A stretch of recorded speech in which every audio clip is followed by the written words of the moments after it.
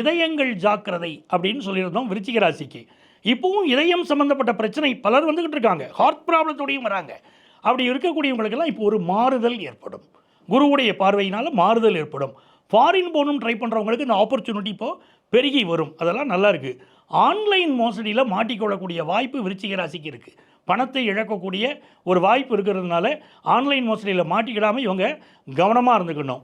ஆஃபீஸில் இவங்களுக்கு ஒரு எக்ஸ்ட்ரா பொறுப்பும் இருக்கும், வேலை பழுவும் இருக்கும், துணிஞ்சு செய்யலாம். அடுத்து வரக்கூடிய காலகட்டம் இவங்களை உயர்த்தும். ஸோ ஃபாரினுக்கு போகணும்னு நினைக்கக்கூடியவங்க இப்போலேருந்தே முயற்சியை ஆரம்பிக்கிறோம். நெக்ஸ்ட் இயர் அது ஃபுல்ஃபில் ஆகும். பட் இப்போலேருந்து இவங்க முயற்சியை ஆரம்பிச்சிடணும். பிஸ்னஸை பொறுத்த வரைக்கும் சில தடைகள் வந்துட்டு பிறகு நிவர்த்தி ஆகும். சரிங்களா? ஸோ விருச்சிக ராசிக்காரங்களுக்கு நல்ல மாற்றத்தை கொடுக்கும்.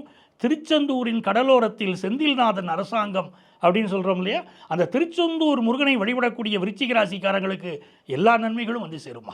எப்போவுமே திருச்செந்தூரில் போய் நாளி கிணத்துல குளிக்கணும், அந்த கடலில் குளிக்கணும், திருச்செந்தூர் முருகனை வழிபடணும், அந்த கோயிலே உட்காந்து கந்த சஷ்டி கவசத்தை படிக்கணும்.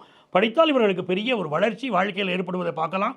ஸோ ஒரு சின்ன வேலையில் இருக்கோம் சார், என்னால் டெவலப் ஆக முடியலை, சாதாரணமாக இருக்கேன், ஒரு அசிஸ்டண்ட்டாக இருக்கேன், எனக்கு பெரிய லெவலுக்கு அச்சீவ் பண்ணணும்னு எண்ணம், பெரிய பிஸ்னஸ் பண்ணணும்னு எண்ணம் அப்படின்னு நினைக்கக்கூடிய விருச்சிக ராசிக்காரர்கள் எல்லாம் இந்த காலகட்டத்தை பயன்படுத்தலாம்.